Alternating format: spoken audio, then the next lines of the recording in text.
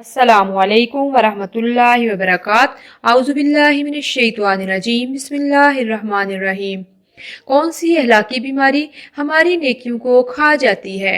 हज़रत अबू हुरैरा रज़ियल्लाहु तआला अन्हु से रिवायत है कि रसूलुल्लाह सल्लल्लाहु अलैहि वसल्लम ने इरशाद फरमाया, हसद से बचो, क्योंकि हसद नेकियों को इस तरह खा जाता है जिस तरह आग लकड़ी या खुश्क घास को खा जाती है। ये हदीस सुनन अबी दाऊद के अंदर मौजूद है।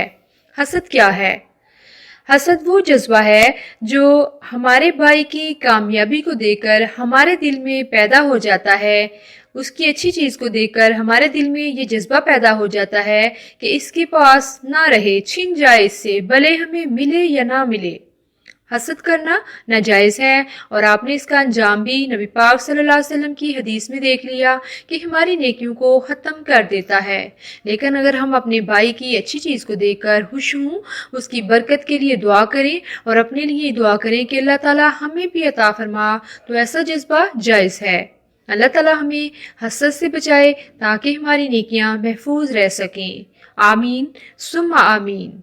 जज़ाकल्लाह खैर। आपने इस वीडियो को शेयर भी करना है और मेरे चैनल को सब्सक्राइब भी करना है। अस्सलामु अलैकुम वरहमतुल्लाहि वबरकातुहू।